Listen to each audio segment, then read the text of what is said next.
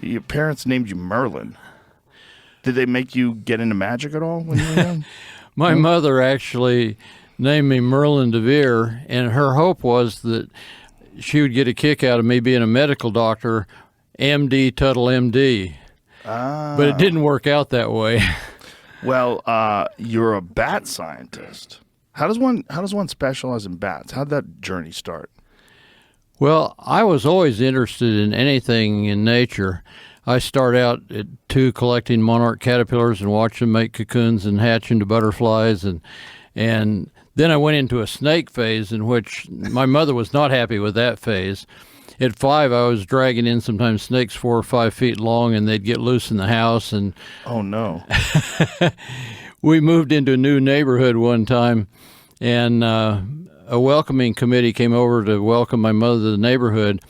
And I had a few days before caught a 7-foot 8-inch coach whip snake that I was really proud of, but it got out. And we couldn't find it in the house. We thought it had gotten out of the house.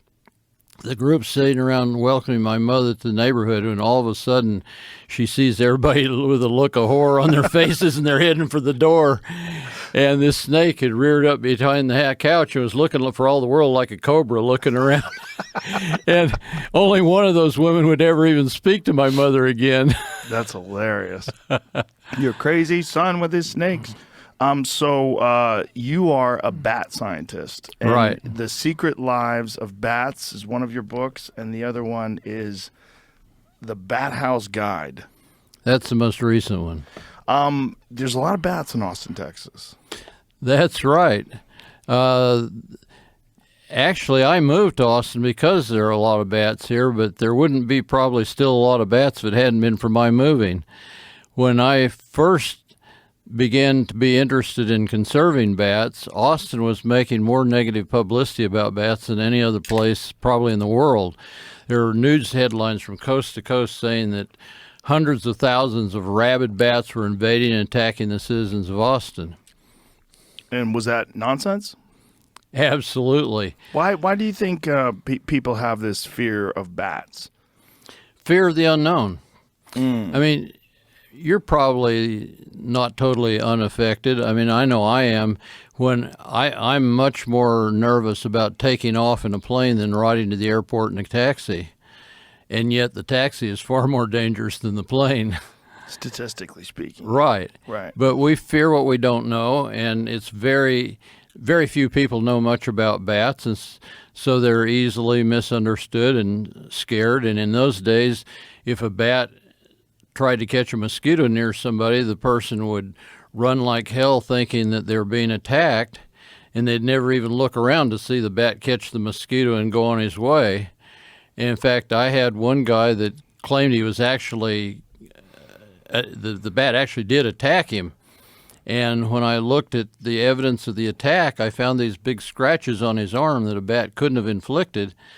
And turned out he'd run too close to a rose bush on his way to the house and got bit by the rose bush and blamed the bat. So bats in Austin, what's interesting is this bridge on near Lady Bird Lake. Right. Right? And that bridge is famously a home for millions of bats, right? Up to 1.5 million. That's a lot of bats. Right. It's a beautiful thing when you watch them fly out. One of the first times I've ever come here, yeah, there you can see Jamie has a photo of it happening. One of the first times I ever came here, we went next to it, and you could hear the bats. Like you can hear them squeaking and stuff in there. Well, when I first came to Austin, I had to face people who were signing petitions to have them eradicated. They were terrified of them. The health department had warned that they were mostly rabid and would attack people. Mostly rabid? Oh, yeah. And what were they basing this on? In the early 1980s, there were all kinds of planted stories in the news media by pest control and health people that made money off of fear of bats. And like Family Circle and Good Housekeeping magazines were running articles like 3 Years of Terror, Real Life Ordeal. And one of these stories had the family trapped in their home for 3 days and nights with bats attacking the windows and doors trying to get them. And so people were really frightened, genuinely.